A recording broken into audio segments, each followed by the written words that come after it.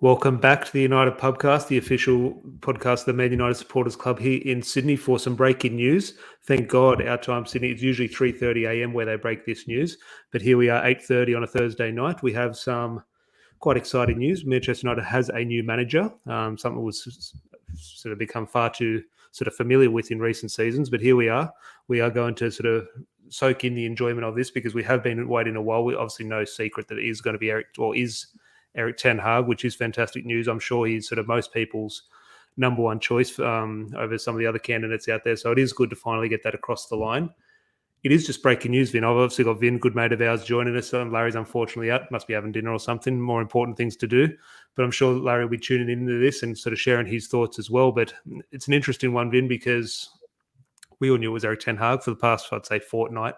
It was no secret that he was going to be the next Man United manager.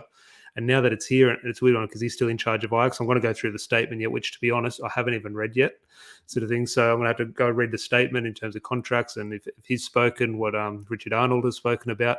But I assume he's still the Ajax manager. Ralph Rangnick is still in charge. So we've got all this excitement, but we've still got a battle on our hands for the top four for the remaining 5 or 6 games of the season. So before we get into that, and I'll sort of say good day to everyone in the live chat as well. But Vin, been a long time since you've been on the podcast. Just first of all, how are you? And also, this breaking news. Talk to me. Exciting Thursday night, to be honest. Glad to be back. Hello, everyone. And and what a day to be back on the podcast. Erik Ten Hag signs for Manchester United as the first team football manager. It's exciting. We've seen it coming for quite a while, at least for the last fortnight, ever since David Ornstein broke the news on The Athletic. And of course, Fabrizio Romano had confirmed multiple times about it. But it's kind of it's an exciting feeling, but again, we have gone through this particular feeling for quite a while. I mean, quite a number of times over the last few years, and just keeping my expectations a bit on the lower side, and would love to see what he brings to the United. Of course, after everything he has achieved with Ajax and the Bayern Munich second team all this while, so.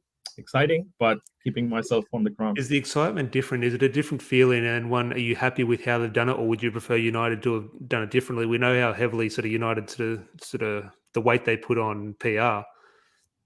Pretty much the worst day of the last 30 years in terms of Manchester United's history, in terms of the way things unfold against Liverpool. We all sat here and said, look, it wouldn't shock you if they announced Erik Ten Hag quite soon to try and spin the narrative. So here we are after an absolute low point, which I called it rock bottom, 2 days ago. And here we are with the excitement of Erik Ten Hag. Now, are you genuinely excited, or are you still in the mood about what happened against Liverpool and how this season is unfolded? But how do you think the club have handled this in terms of the announcement? Do you think this is just when the deal has been done, they're going to announce it when the deal's done, or is it, hang on, this is rock bottom, let's throw something out there? So you had actually called it on the pod and also in our group chat that they will probably announce it before the Arsenal game, and you got it right, of course. The announcement is a bit weird, though we did expected it, but I kind of expected it right after the Liverpool game, but then we heard the news about the Ronaldo thing, and of course, Manchester United showed some respect to it and let him get out of it. Of course, he can't just get out of grief right away, so Manchester United did give some time to announce it, but then. I feel like I didn't expect it on a Thursday morning, especially in the US time. I didn't expect it right now. I kind of expected it probably after the Arsenal game, but of course that's how they work. So now, even on a Thursday, as always, people will always talk about Manchester United, and now they just gave them one more reason. So hopefully there will be no more further rumors that, Erik Ten Hag is not going to sign and it's going to be Poch who's going to be the next manager of the United. Well, there'll be rumours, Vin. There'll be rumours, but they'll just move to transfer rumours now. There'll be a story tomorrow about we'll be linked to 17 Ajax players and we'll be on the verge of signing them. But I will say good day to some Reds in the chat. Josh, as always, good to see you, mate. Welcome, Erik. Hope you know what you're in for. He's in for a big job. Dion, always hope you're keeping well, mate. Michael, good mate of ours as well. Welcome, Erik. Hopefully the Deadwood leaves before you arrive and you can bet they will throw you under the bus, which is a huge part of the discussion in regards to we're all excited about Erik Ten Hag, but there's no hiding from the current crop of players at the club and the challenges that he will face dealing with those players and those personalities. Emad, good mate, as always, good to see you. Dion here. I'm concerned at just how excited the fan base is. They seem to be expecting a miracle worker, which is what I come back to. And Vin, I know you sort of share a lot of my sentiments in regards to the Ole Gunnar Solskjaer situation. Here we both say, okay, he needed to go in terms of the situation. He needed to be sacked, and Man United need to move forward. But sacking him wasn't going to fix things. And I don't think, I am excited about Erik Ten Hag. He's not going to fix things unless everything sort of comes together and things sort of click behind the scenes and the right decisions are made. I agree with Dion there. The excitement, I share it, but we do have to just sort of take a step back and realise the reality of the situation. And Erik Ten Hag's not going to fix this situation by himself. He's going to need a lot of help, and that help hasn't sort of come to the previous managers. So time will tell. Aaron here saying 100% the club have announced this because we're rock bottom. It's definitely my thoughts, and it's definitely not surprising. Josh should be more excited. I'm still miffed about this season. Yeah, I should be. Remember the Ronaldo announcement is a very different deal to the Erik Ten Hag one. But remember that Ronaldo announcement, that was about this time at night, maybe a little bit later. The buzz and the excitement jumping off the walls. This one was like, okay, that's good. We've got Erik Ten Hag. But I can move on. I'm more looking forward to the Arsenal game, which is quite sad because he should be excited about a new manager arriving because they're bigger than any signing, really. They are the main man. So here's one. Sam here, love an emergency pod. Yeah, a little bit short notice. Unfortunately, Larry couldn't make it. We were expecting this news about 2 or 3 in the morning. But yeah, pretty good news that it has happened at a reasonable time. Dylan, good to see you, mate. Hope you're there on Saturday, as well as Sam. We obviously do have the Arsenal match at Scruffy Murphy's on Saturday night, 9:30 p.m. Justin as well. Feeling pumped. Hopefully some major change coming. I think the key word there, Justin, is hope. Definitely hope. It's definitely what we are hoping for because the reality is what we have seen under David Moyes, Louis van Gaal, Jose Mourinho, Ole Gunnar Solskjaer, even Ralph Rangnick now. He's going to need help. And unfortunately, that help hasn't come to the other managers. But Vin, before I go in, as I said, I haven't even read the statement. So we're just going to wing this podcast a little bit. So if you are in the live chat, if you are happy that Erik Ten Hag has been announced, please do leave a like on the video, but also just get your thoughts in and anything you want discussed, anything sort of interesting he's spoken about in his interview or anything, which I'll just give a quick read out. But Vin, anything else you've seen on the reaction? I was setting up this stream. Have you seen anything in regards to Dion was talking about the excitement in the fan base? Have you had any 30-second chats with anyone else in terms of just feeling the mood at the moment? Yeah, I did. I was indeed having a chat with some few mates, and we were all having the same kind of conversation that, okay, this is done, but what next? Are they still going to go ahead with his plan, or he's just going to be another, what I would say, another manager, another probably world-class manager we are hiring, and not given the complete keys to everything, like not giving him the complete control of making the changes, enforcing the changes he wants to enforce, or signing the right players, benching the right players. You guys know who I'm talking about. What's more important for you? Because I've had this discussion with Larry, and it's 50-50. I don't think there is in my opinion is, I would suggest is right. But if someone else has a different opinion, they would think theirs is right. What's more important, bringing the right players in or selling the right players? See, the thing with the Deadwood, right? It's become a part of our club. It has kind of, sadly, it has become an identity of our club now. Like do you every hear other any other club? Do you hear Liverpool or Arsenal or Chelsea talk about players at Deadwood? It's probably because they sell them on loan right away, or probably sell them the moment they start underperforming. But what we do is we give them big money contracts. That's one thing that has to change, and I'm not sure who's going to be playing a big role in it. Is it going to be Erik, or is it going to be John Mota, or is it going to be Ralph? We're not sure who's going to do it, but if Erik doesn't want someone playing, or he doesn't want someone not even around the first team, just ship him off right away. You can save a lot of money, and especially there needs to be they need to bring back the positivity that hasn't been there with the club anymore. Especially, we know like how bad we've been performing over the last few weeks, and it's kind of sad that the way Ralph Rangnick has been treated, especially by his own players. And of course, against Arsenal, we'll see the real deal. Because for all the players who's going to be playing first team, it's like an audition for a Ten Hag. Do you think that changes things going forward? We're having this discussion, but it was always a hypothetical discussion because it wasn't actually official. We knew Ten Hag was going to take over, but now that it is official and he's the Manchester United manager, I'm sure he's going to have whether phone calls now or text messages or even Zoom calls probably at Carrington in regards to speaking to the current players. Does that change things going, whether this weekend, maybe it's a little bit too soon, but maybe mentally it does, but does it change anything in regards to now, whether it be one, performances and results, but also in regards to team selection? Do you think he has an influence now with Ralph Rangnick, or do you think he'll say, no, Ralph, you take the next 5-6 weeks and I won't touch anything? Or do you think his official arrival will impact the players? So I don't expect a new manager bounce right away. Even though he's not our manager right now, he's going to be part of it just before the summer tour. But what I would expect is players like Maguire, Shaw, who knows that they haven't been performing really well, and who are always under the radar. Probably that can give them a kick up their backs, which might allow them to push more harder, run more faster. Of course, I'm expecting a lot of things. I have to look towards the reality. It's just hope, right? Probably they might perform better. Of course, top 4 is out of the question. I really hope we don't even finish on the Europa League. You talk about the expectation there and what you expect as a fan from the players. And you're saying, well, I'm expecting this, but really I can't because they don't deliver that. But we don't expect too much. As I said, the highlight of the game against Liverpool was Hannibal running around and give someone a kick. We don't expect too much. But for these players, weirdly, we kind of are expecting too much. And that is what's scary going into an Erik Ten Hag.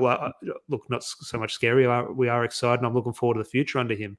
But he will have demands. He will have high demands working at top clubs like Bayern Munich and Ajax, obviously the top club in Holland. Manchester United hasn't been the top club in regards to the way they run on and off the field in England the last couple of years. So he's gone from the biggest club in Germany, the most well-run club, the most well-run club in Holland. Now he's going to the 20th run club in England, and it's going to be a culture shock for him. Like, he's going to come and go, oh my God, I thought I was coming to the biggest club in the world, and I'm coming to a team that's a club that's simply not. So you talk about his expectation for the players and what you want from them. We don't ask for too much from them, but the manager will be asking for far more than they're probably or showing they've been willing to give. Yeah, absolutely. It's just like us as fans, we have lowered our expectations, especially what has been happening over the last 3-4 months. So that's why I kind of don't think it will give them a new manager bounce, but at least they can show some more effort on the field than what they have showed, like games against Everton, Leicester, Watford away, and even against Liverpool. So if they show the intent and the effort and show even a 10 to 20% rise in their determination of what they want to do or what they really want to achieve, we can avoid being humiliated. And that's to be really honest, that's my first objective right now, to avoid humiliation. That's the only. It's a sad sign of the times. Yeah, I know. That's there's one just of the question here, not a question, sorry, just a comment here from Dion saying there's a point Phil Brown has brought up a lot, which is how has the club been sold to potential recruits, personal fame or fortune, brand exposure, or helping a great football club win trophies? And what do you think of in terms of Erik Ten Hag as a personality, as an image? You look at when he had Louis van Gaal, whatever your thoughts about him, he's a big manager. He was a big name manager. Jose Mourinho was a big name manager. Then Ole Gunnar Solskjaer is, in regards to managerial success, is a no-name. Obviously a huge name to Manchester United, but in the footballing world of management is a no-name. So we talked about Jose Mourinho having this pull of bringing in Paul Pogba, Zlatan Ibrahimovic, Louis van Gaal bringing in, as bad as they were, he brought in big names. Now, did he bring those in, or did the money from Ed Woodward bring those players in?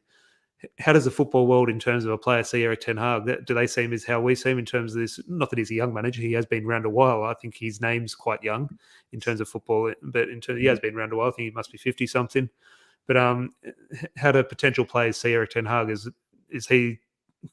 Does he have a personality or an image that he's the one to take United back? Because let's say we'll bring in a prime Jose Mourinho now.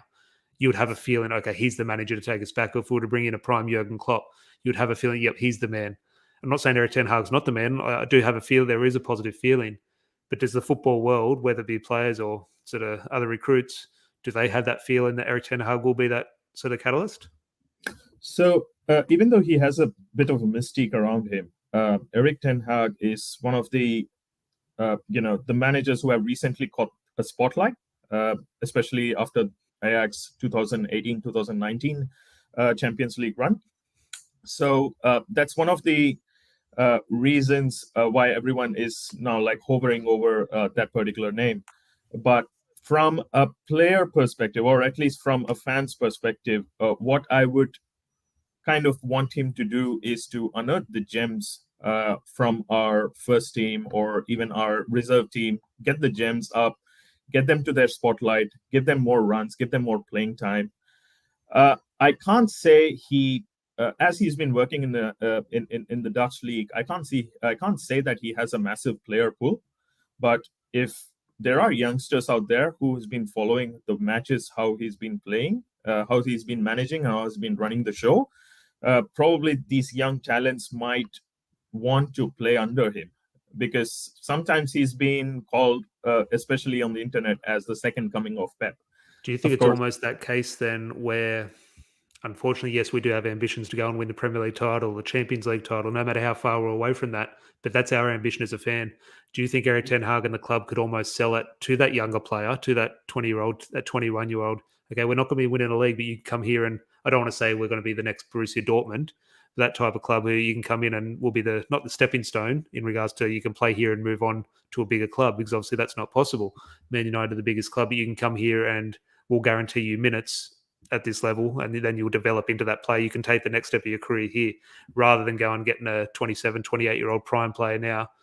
Erik Ten Hag's target will be, because we're so far away from Liverpool and Manchester City, there's no point going to get a 28-year-old prime striker now, because by the time we reach Manchester City's level, that guy will be 33 years old. So do you think Ten Hag and the club now really take that, I don't want to say Borussia Dortmund approach in regards to buying a player so we can sell them later, but in terms of just the situation that it is going to take a few years, there's almost no point buying someone in their prime? I wouldn't want United to be a seller club, of course. But what I expect him to do is something what Fergie did with Ronaldo, like brought him in as an unknown, turned him into a gem, and then gave him the freedom of what he wanted to achieve, and then eventually listened to him when he said he wanted to move to Madrid, because you can't stop it, right? But again, I wouldn't call that as a seller point of view. I would call it as letting Ronaldo do what he wanted to do. If he is not happy, or if he's done with whatever he has done with United, achieved everything, won everything, and then allowed him to move, yes, fine enough. But that's what I expect Ten Hag to do: unearth the gems, get young talent in, make them into probable world superstars, achieve big things. But again, that's the expectation. We'll know how far are we from our expectations pretty soon. I just want to go back. As I said at the start of the podcast, I haven't actually read any announcements, so I'm going to open up my phone and go through the app, and I'll just have a quick look at that. But just a point Michael brings up about a point you made earlier, Vin, in regards to talking about the players and the expectations we placed on them. What you're saying, Vin, is all good, but it doesn't prove what sort of players we have. If it takes an announcement of a new manager to make the players want to step up and play better, I'll answer that for you, Vin. That's completely the problem. We do have these huge concerns over the players, and that is a sad sign of the times. You do hope just their professional pride, but they didn't show their professional pride against Liverpool. This is where you do need to maybe threaten them in terms of their financial pride, in terms of, okay, if you don't perform, you won't be in this guy's plans next season. So that is the hope. But just bring up one or two here, just in regards to the app. I'll just bring up here, Manchester United is delighted to announce the appointment of Erik Ten Hag as men's first team manager, subject to work visa requirements, from the end of this season until June 2025, with an option for a further year. So that option for a further year will always be triggered at some stage, just makes financial sense for the club. John Murter here, football director, said, during the past 4 years at Ajax, Erik has proved himself to be one of the most exciting and successful coaches in Europe, renowned for his team's attractive attacking football and commitment to youth, which we're just talking about there. In our conversations with Erik leading up to this appointment, we were deeply impressed with his long-term vision for returning Manchester United to the level we want to be competing at, and his drive and determination to achieve that. We wish Erik the best of luck as he focuses on achieving a successful end to the season at Ajax, and look forward to welcoming him to Man United this summer. Not just welcoming him to Man United this summer, obviously one of his first games will be present. We'll be there in Melbourne. Actually, it won't be his first game, maybe second and third game, but we will get and a lot of people in the live chat will be coming down with us as well. Actually, Erik Ten Hag has spoken, so I'll just quickly read out here before we go on, just 2 paragraphs from the Dutchman. It is a great honour to be appointed manager of Man United, and I'm hugely excited by the challenge ahead. I know the history of this great club and the passion of the fans. I'm absolutely determined to develop a team capable of delivering success they deserve. It will be difficult to leave Ajax after these incredible years, and I can assure our fans of my complete commitment and focus on bringing this season to a successful conclusion before I move to Manchester United. First thing first, Vin, look, it's a PR response. Very, very nice words by Erik Ten Hag.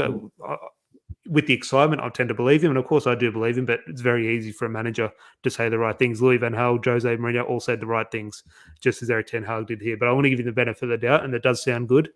But just in regards to that, in terms of, does that give you an excitement? I remember Manchester United saw, or here in Sydney, we saw David Moyes' first game. I think it was his second game, similar situation. Here we are going to see Erik Ten Hag's first game.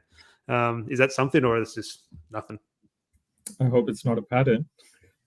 No, it won't be a pattern. It won't be as bad as that.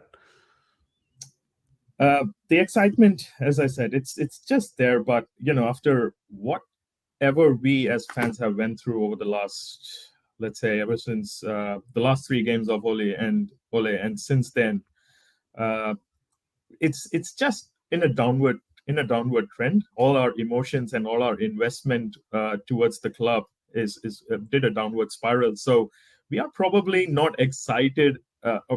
Speaking for myself, I'm not probably as excited as I would love to be, even though I know what was in store. He was going to join in, but yeah, only time can tell. Only Erik. Let's see if he comes up with a magic wand and his team of assistant managers and whoever the scouts they are going to hire. I hope they do the right thing. I hope the owners do the right thing. Hope the whole football team, the players, coaches, everyone does the right thing. That's my only hope. No, definitely. Well, speaking of Melbourne, obviously we are going down with the Man United Supporters Club here. And if you are part of the Man United Supporters Club, we do sort of put it together a couple of flags. And I have been doing this one. I did this one a couple of weeks ago when obviously we knew Erik Ten Hag was going to be announced. But give me your thoughts on this one, Vin. I just got it on my phone, so excuse if it doesn't line up perfectly on the camera. But I've got this flag. I'm still working on the text at the bottom. So let me know in the live chat what you think of this and if there's better text instead of Red Army to put on the bottom. But that'll be fine in Melbourne. Some type of variation of that. So if anyone can think of a better text than Red Army, that's all I've got at the moment. But Erik Ten Hag's Red Army. Do let me know. And if you do want a flag, the Man United Supporters Club here in Sydney, if you are in Sydney, we'll definitely do our best to help you with that. But is there anything else in regards to what I sort of read out there about Erik Ten Hag and just sort of the other sort of general sort of reactions to the breaking news? Is there anything else sort of newsworthy I've missed in regards to this, or have we sort of covered it all? Yeah, there's nothing going on in the moment. I'm just looking at it, and it's just the same thing. Fabrizio Romano had tweeted the same thing, and it's all about that he has been United Board's top list of priority, and also 2 German clubs approached him when United were in the race. So, but right now he just wanted to go ahead and ask for a long-term contract to have enough time for Man United rebuilding in all areas.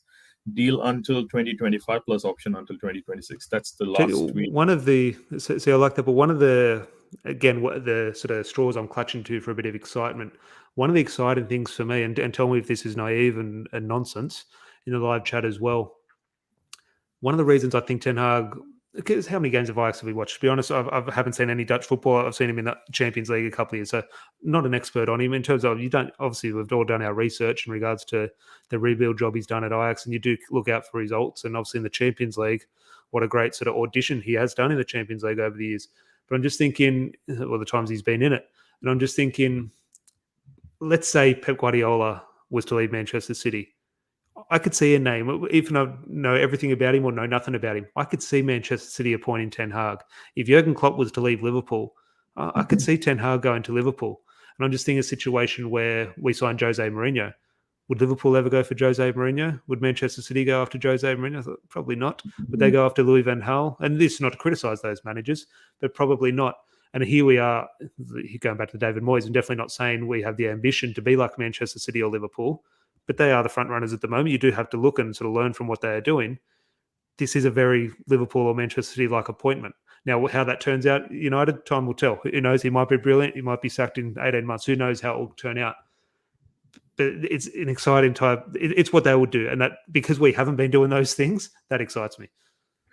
Yeah, absolutely. It's just like, I really hope that we are not just kind of replicating what Liverpool and Manchester City have done. We would take the best bits from there and and then use our own minds to create more things, and set up new benchmarks and trends so that other clubs can follow.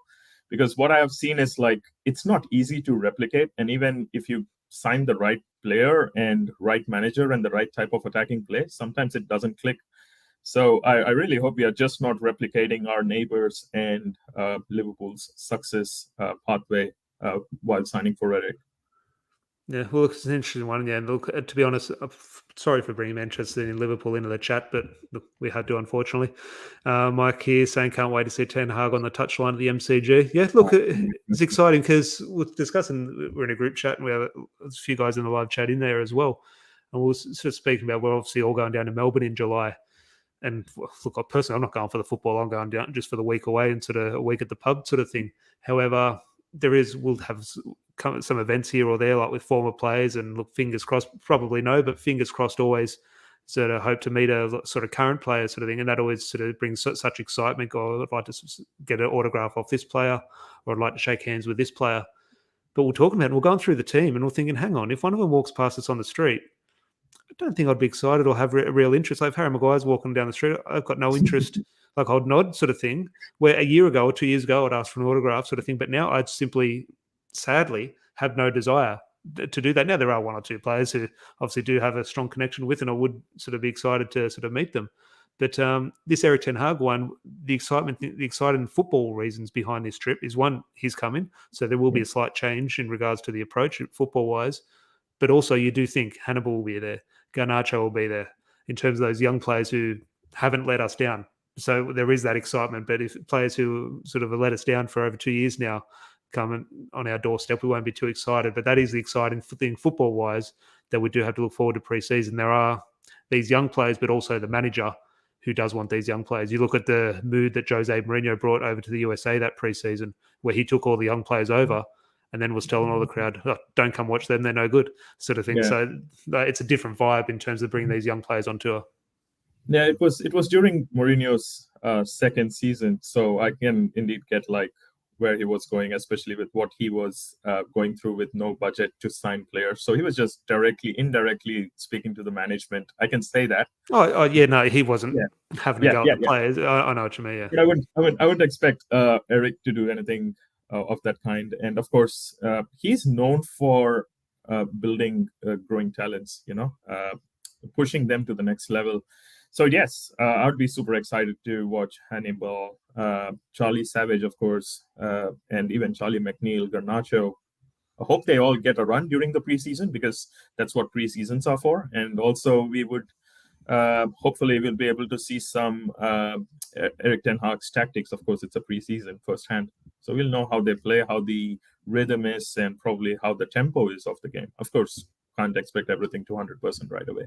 I've had this discussion here, and look, I completely agree. But Josh here saying all of us keyboard warriors smashing Maguire would be frothing if we saw him in Melbourne, which is one of the discussions I had with Larry in terms of. But at the moment, I feel, let's say, met Harry Maguire. At the moment, I would have. Look, I wouldn't be abusive or anything. I'd just sort of nod my head, maybe shake your hand, say sort of hello, sort of thing. But there would be no desire to go get an autograph or a photo or anything. But again, that's very easy to say here. But that's the feeling at the moment where, look, it's an interesting one. Who knows? A goal against Arsenal this week could change things, because who knows? He's going to be first name on the team sheet. I know it. He'll walk out captain's armband. But I want to wrap up the podcast there, Vin. Don't want to go too long. I'm sure everyone's scrolling through Twitter and wants to get sort of their own opinions across as well, which has been good to get everyone's thoughts in the live chat. But you mentioned a few of those names you're excited to see in pre-season. My main one is one you forgot down. I know you haven't forgotten about him, but in terms of mentioning him, I think the main man in pre-season, potentially even going into the season, depending on what our transfer budget is, if we've got a Champions League budget or a Europa League budget, or who knows, a Conference League budget, James Garner. I just think Ajax-wise, Dutch football-wise, what he's proven in the Championship, I just think it is coming together, because so often players go out on it. So often, every year, we send 5-10 players out on loan. You think, oh, there's a future for them, and 6 months later, you don't hear from them. Oh, yeah, he was out on loan. He never came back to the club. James Garner is one where this loan is working, and it's working perfectly. And I'm just thinking, just the timing might actually be perfect. I'm not going to say he's going to be the future best midfielder in world football for Manchester United, but it's close. I'm not saying it's close to happening there, but it's close to him getting that opportunity to prove himself. Yeah, I would say he should get this opportunity to play in the first team. But again, I won't put the whole burden of being the number 6 for United right away. We should still sign a player from whom he can learn more, and so that of course, even though he's young, I won't expect him to go on a run of like 40 to 45 games during his first season. It's too much to ask for him. Yeah, definitely. Just two more comments here before we do wrap up. Aaron here saying regarding Maguire, I reckon the best thing for him would be to strip to the captaincy and left to focus on his footy, prove himself, because he's not a bad player. He's just having the worst spell, which is something I've been saying for many times. And the first thing is just, regardless, stripping the captaincy, put him on the bench for a week. Reminding me of him, because when I heard that interview that he's been playing well because the manager's been picking him, as bad as that is for Maguire, it's woeful for Maguire. It's 10 times as bad for the manager picking him. But just on that, in regards to the Maguire thing, we're talking about Josh here saying, did you see this morning, Vin, where Azpilicueta went up to the fan? Josh saying it's like the fan that squared up to Azpilicueta yesterday and back down as soon. I saw the fan give it to Azpilicueta. He turned to him and said, oh no, you're doing okay. Good effort. So it is, we as fans are very sort of fickle and sort of hypocritical, but that is the life of a fan. But hopefully everyone in the live chat did enjoy that, and I'll let you get back to your phones and Twitter and scroll through all the news, and I'll have to do the same because I've only really read the statement, so it will be good to gauge the opinion out there. But do truly appreciate all the interaction and everyone joining us. Tomorrow night we'll be back with a Friday night pint. Larry will be with us, and Scott from It's a Football Thing, an Arsenal fan, so to preview the Arsenal match on the weekend, and also we'll probably try to look beyond the football because it's quite boring at the moment in Manchester United and Arsenal situation, but we'll have a look back to better times and maybe have a bit of a debate over a beer in regards to who's the better team, the Trebles or Invincibles. Now, obviously, it's not a debate. There's one correct answer, but we'll afford Scott the opportunity to sort of prove himself wrong. So look forward to that. Please do join us on Friday Night Pint, probably this time tomorrow, 8:30ish.